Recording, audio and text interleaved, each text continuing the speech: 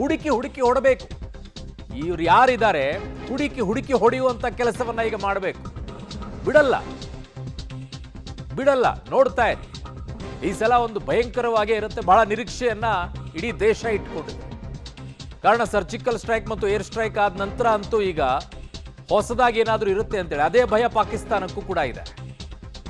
ಆ ಭಯದಿಂದಾನೇ ಪಿಒಕೆಯಲ್ಲಿ ಇದ್ದಂಥ ಎಲ್ಲ ಉಗ್ರರ ಟೆಂಟ್ಗಳನ್ನ ಕಿತ್ತಾಕಿ ಬೇರೆ ಕಡೆ ಕಳಿಸಿದ್ದಾರೆ. ಅಲ್ಲಿಂದ ಬರ್ತಾ ಇರುವಂಥ ಅಪ್ಡೇಟ್ಸ್ಗಳು ಒಂದ ಎರಡ ಸಾಲು ಸಾಲು ಅಪ್ಡೇಟ್ಸ್ಗಳಿದ್ದಾವೆ. ಸಭೆಯಲ್ಲಿ ಈಗ ಗೃಹ ಸಚಿವ ಅಮಿತ್ ಶಾ ಕೂಡ ಭಾಗಿಯಾಗ್ತಾರೆ. ನಿನ್ನೆ ರಾತ್ರಿನೇ ಹೋಗಿದ್ದಾರೆ ಅವರು ಕೂಡ.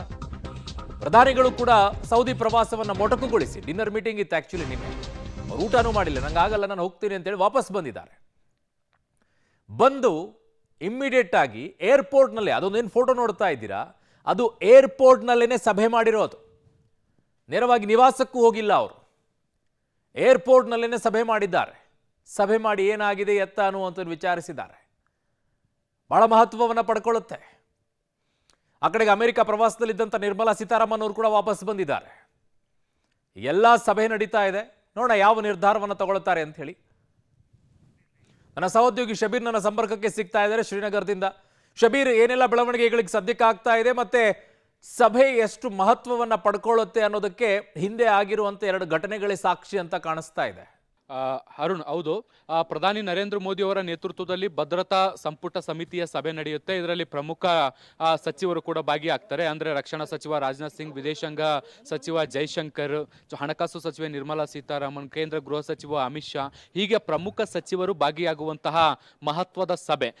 ಈ ರೀತಿಯಾದಂಥ ಘಟನೆಗಳಾದಂಥ ಸಂದರ್ಭದಲ್ಲಿ ಇಂತಹ ಸಭೆಗಳನ್ನು ನಡೆಸಲಾಗುತ್ತೆ. ಮತ್ತು ಮುಂದಿನ ನಿರ್ಧಾರಗಳು ಹೇಗಿರಬೇಕು ಮತ್ತು ಇದಕ್ಕೆ ಉತ್ತರಗಳು ಹೇಗಿರಬೇಕು ಅನ್ನೋದಕ್ಕೆ ಸಂಬಂಧಪಟ್ಟಂತೆ ಚರ್ಚೆಗಳು ಕೂಡ ನಡೆಯುತ್ತೆ. ಈಗಾಗಲೇ ಕೇಂದ್ರ ಗೃಹ ಸಚಿವ ಅಮಿತ್ ಶಾ ಅವರು ಶ್ರೀನಗರ್ಗೆ ಬಂದು ಇಲ್ಲಿನ ಪರಿಸ್ಥಿತಿಗಳನ್ನು ಅವಲೋಕಿಸಿ ಅಧಿಕಾರಿಗಳಿಂದ ಮಾಹಿತಿಯನ್ನು ಪಡ್ಕೊಂಡಿದ್ದಾರೆ. ಮತ್ತೆ ಇಂಟೆಲಿಜೆನ್ಸಿಯಿಂದಲೂ ಕೂಡ ಒಂದಿಷ್ಟು ಮಾಹಿತಿಗಳನ್ನು ಸಂಗ್ರಹಿಸುವಂತ ಕೆಲಸವನ್ನು ಕೂಡ ಮಾಡಿದ್ದಾರೆ. ಸೊ ಈ ಎಲ್ಲ ಅಂಶಗಳನ್ನು ಇಟ್ಕೊಂಡು ಮುಂದಿನ ಹಂತದಲ್ಲಿ ಯಾವ ರೀತಿಯಾಗಿ ಪ್ರತಿಕ್ರಿಯೆಯನ್ನು ಕೊಡಬೇಕು ಅನ್ನೋದಕ್ಕೆ ಸಂಬಂಧಪಟ್ಟಂತೆ ಒಂದಿಷ್ಟು ಚರ್ಚೆಗಳನ್ನು ಮಾಡಿ ಮುಂದಿನ ಕ್ರಮಗಳನ್ನು ತೆಗೆದುಕೊಳ್ಳುವಂತ ಸಾಧ್ಯತೆಗಳಿದ್ದಾವೆ. ಈ ಹಿಂದೆ ಪುಲ್ವಾಮಾ ಉರಿ ಅಟ್ಯಾಕ್ ಆದಂತ ಸಂದರ್ಭದಲ್ಲಿ ಅದರ ಪ್ರತಿಕ್ರಿಯೆಗಳು ಹೇಗಿತ್ತು ಅನ್ನುವಂಥದ್ದನ್ನು ನಾವೆಲ್ಲ ಗಮನಿಸಿದ್ದೀವಿ. ಸೊ ಅಂಥದ್ದೇ ಒಂದು ಪ್ರತಿಕ್ರಿಯೆ ಈ ಬಾರಿ ಇರುತ್ತಾ ಅನ್ನೋದ್ರ ಬಗ್ಗೆ ಸಾಕಷ್ಟು ಚರ್ಚೆಗಳು ಕೂಡ ಇದ್ದಾವೆ. ಸಾರ್ವಜನಿಕ ವಲಯದಲ್ಲಿ ಇಂಥದ್ದೇ ಆಗ್ರಹಗಳು ಕೂಡ ಕೇಳಿ ಬರ್ತಾ ಇದ್ದಾವೆ. ಇವತ್ತು ಬೆಳಗ್ಗೆ ಅರುಣ್, ನಾವೊಂದು ಪ್ರಮುಖವಾದಂಥ ಸಂಗತಿಯನ್ನು ಗಮನಿಸಬೇಕು. ಅದೇನು ಅಂದರೆ, ಮೃತ ವ್ಯಕ್ತಿಯೊಬ್ಬರ ಕುಟುಂಬಸ್ಥರ ಭೇಟಿ ಮಾಡಿದಂಥ ಸಂದರ್ಭದಲ್ಲಿ ಅಮಿತ್ ಶಾ ಅವರು ಅವರ ಕೈಯನ್ನು ಹಿಡ್ಕೊಂಡು ಮುಂದಿನ ಕೆಲವೇ ದಿನಗಳಲ್ಲಿ ಇದಕ್ಕೆಲ್ಲದಕ್ಕೂ ಕೂಡ ಉತ್ತರ ಕೊಡ್ತೀವಿ ಅನ್ನುವಂಥ ನಿಟ್ಟಿನಲ್ಲಿ ಒಂದು ಭರವಸೆಯನ್ನು ಕೊಟ್ಟು ಬಂದಿದ್ದಾರೆ. ಸೊ ಆ ಭರವಸೆ ಯಾವ ರೂಪದಲ್ಲಿ ಇರುತ್ತೆ ಅಥವಾ ಅದು ಪ್ರತಿಕ್ರಿಯೆ ಯಾವ ರೂಪದಲ್ಲಿ ಇರುತ್ತೆ ಅನ್ನುವಂಥದ್ದು ಸದ್ಯಕ್ಕಿರುವಂಥ ಕುತೂಹಲ. ಈ ಹಿಂದೆ ಸರ್ಜಿಕಲ್ ಸ್ಟ್ರೈಕ್ ಮಾಡಲಾಗಿತ್ತು, ಏರ್ ಸ್ಟ್ರೈಕ್ ಮಾಡಲಾಗಿತ್ತು. ಅದೇ ರೀತಿಯಾದಂತಹ ಒಂದು ಪ್ರತಿ ದಾಳಿ ಏನಾದರೂ ಈ ಬಾರಿಯೂ ಕೂಡ ನಿರೀಕ್ಷೆ ಮಾಡಬಹುದಾ ಅನ್ನುವಂಥದ್ರ ಬಗ್ಗೆ ಕೂಡ ಚರ್ಚೆಗಳಿದ್ದಾವೆ. ಅದೆಲ್ಲದಕ್ಕೂ ಸಂಬಂಧಪಟ್ಟಂತೆ ಎಲ್ಲ ವಿಸ್ತೃತವಾದಂಥ ಪರಿಶೀಲನೆಗಳು, ಚರ್ಚೆಗಳಾಗುತ್ತೆ.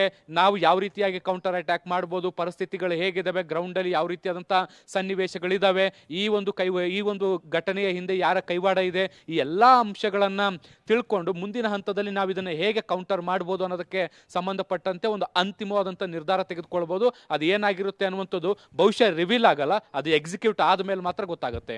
ಅರುಣ್, ಶಬೀರ್, ಮುಂಚೆ ಸರ್ಜಿಕಲ್ ಸ್ಟ್ರೈಕ್ ಆಗೋಕ್ಕಿಂತ ಮುಂಚಿತವಾಗಿ ಜನರಿಗೆ, ಈ ದೇಶದಲ್ಲಿರುವಂಥ ಜನರಿಗೆ ಏನು ಅನಿಸಿತ್ತು ಅಂತಂದರೆ, ಯಾರೋ ಬಂದು ನಮ್ಮನ್ನು ಹೊಡೆದು ಹೋಗ್ಬಿಡ್ತಾರೆ, ನಾವು ಆಮೇಲೆ ಏನು ಮಾಡೋಕ್ಕಾಗಲ್ಲ ಬಿಡಿ, ಅವ್ರು ಇವ್ರನ್ನ ಕೇಳ್ಕೊಂಡು ಓಡಾಡ್ತೀವಿ ಅಂತೇಳಿ. ಬಟ್ ಸರ್ಜಿಕಲ್ ಸ್ಟ್ರೈಕ್ ಆದಮೇಲೆ ಈ ದೇಶದ ಜನರಿಗೆ ಒಂದು ವಿಶ್ವಾಸ ಬಂತು.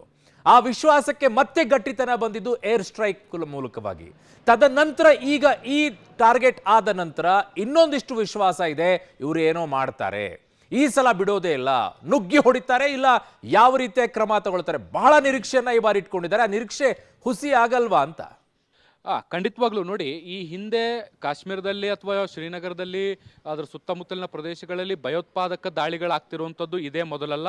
ಈ ಹಿಂದೆಯೂ ಕೂಡ ಬಹಳಷ್ಟು ದಾಳಿಗಳಾಗಿದ್ದಾವೆ. ಆದರೆ ಅದರ ಪ್ರತಿಕ್ರಿಯೆ ವಿಚಾರಕ್ಕೆ ಬಂದಂಥ ಸಂದರ್ಭದಲ್ಲಿ ಭಾರತದಿಂದ ದಿಟ್ಟ ಪ್ರತಿಕ್ರಿಯೆಗಳನ್ನು ಕೊಟ್ಟಂತಹ ಉದಾಹರಣೆಗಳು ಬಹಳಷ್ಟು ಕಡಿಮೆ. ಆದರೆ ಯಾವಾಗ ಉರಿ ಅಟ್ಯಾಕ್ ಆದ ಮೇಲೆ ಸರ್ಜಿಕಲ್ ಸ್ಟ್ರೈಕ್ನಂತಹ ದಿಟ್ಟ ಉತ್ತರ ಯಾವಾಗ ಬಂತು ಭಾರತದಿಂದ, ಅದಾದ ಮೇಲೆ ಜನರಲ್ಲೂ ಕೂಡ ಒಂದು ಹೊಸ ಉತ್ಸಾಹ ಕೂಡ ಇರುವಂಥದ್ದು, ಅಥವಾ ಈ ರೀತಿಯಾದಂಥ ಘಟನೆಗಳಾದಾಗ ಭಾರತ ಭಾರತವು ಕೂಡ ಪ್ರತೀಕಾರವನ್ನು ತೀರಿಸಿಕೊಳ್ಳಬಹುದು ಅನ್ನುವಂಥ ಒಂದು ಕಾನ್ಫಿಡೆಂಟ್ ದೇಶದ ಜನರಲ್ಲಿ ಬಂದಿರುವಂಥದ್ದು. ಏರ್ ಸ್ಟ್ರೈಕ್ ಮಾಡಿದಂಥ ಸಂದರ್ಭದಲ್ಲೂ ಕೂಡ ಈ ಕಾನ್ಫಿಡೆಂಟ್ ಲೆವೆಲ್ ಮತ್ತೊಂದು ಲೆವೆಲ್ಗೆ ಹೋಗಿತ್ತು. ಸೊ ಈಗಲೂ ಕೂಡ ಸಾರ್ವಜನಿಕ ವಲಯದಲ್ಲಿ ಇಂಥದ್ದೇ ಚರ್ಚೆಗಳಾಗ್ತಾ ಇರುವಂಥದ್ದು. ನೀವು ಬೇರೆ ಬೇರೆ ಸೋಷಿಯಲ್ ಮೀಡಿಯಾಗಳಲ್ಲಿ ಅಥವಾ ಇಲ್ಲಿ ಕೆಲವೊಮ್ಮೆ ಜನರನ್ನ ಮಾತನಾಡಿಸಬೇಕಾದಂಥ ಸಂದರ್ಭದಲ್ಲೂ ಕೂಡ ಅವರೆಲ್ಲ ಕೂಡ ಹೇಳಿದ್ದು ಒಂದೇ ಮಾತು, ಈ ರೀತಿಯಾದಂಥ ಅಮಾನವೀಯ ಹೇಯ ಕೃತ್ಯವನ್ನ ಮಾಡಿದಂಥವ್ರಿಗೆ ತಕ್ಕವಾದಂಥ ಉತ್ತರವನ್ನ ಕೊಡಬೇಕು, ಅವರ ಹೆಡೆಮುರಿಯನ್ನ ಕಟ್ಟಲೇಬೇಕು ಅನ್ನುವಂಥ ನಿಟ್ಟಿನಲ್ಲಿ ಜನರು ಕೂಡ ಅಭಿಪ್ರಾಯವನ್ನು ಪಡ್ತಾ ಇರುವಂಥದ್ದು. ಸೊ ನಾನು ಆಗ್ಲೇ ಹೇಳಿದೆ, ಅಮಿತ್ ಶಾ ಅವರು ಕೂಡ ಮುಂದಿನ 2-3 ದಿನಗಳಲ್ಲಿ ಇದೆಲ್ಲದಕ್ಕೂ ಕೂಡ ನಾವು ಉತ್ತರವನ್ನ ಕೊಡ್ತೀವಿ ಅನ್ನುವಂಥ ನಿಟ್ಟಿನಲ್ಲಿ ಭರವಸೆಯನ್ನ ಕೊಟ್ಟಿದ್ದಾರೆ. ಬಹುಶಃ ಪ್ಲಾನ್ ಎಲ್ಲವೂ ಕೂಡ ತಯಾರಾದಂತೆ ಕಾಣಿಸುತ್ತೆ, ಅದು ಎಕ್ಸಿಕ್ಯೂಟ್ ಕೂಡ ಆಗಬೇಕು.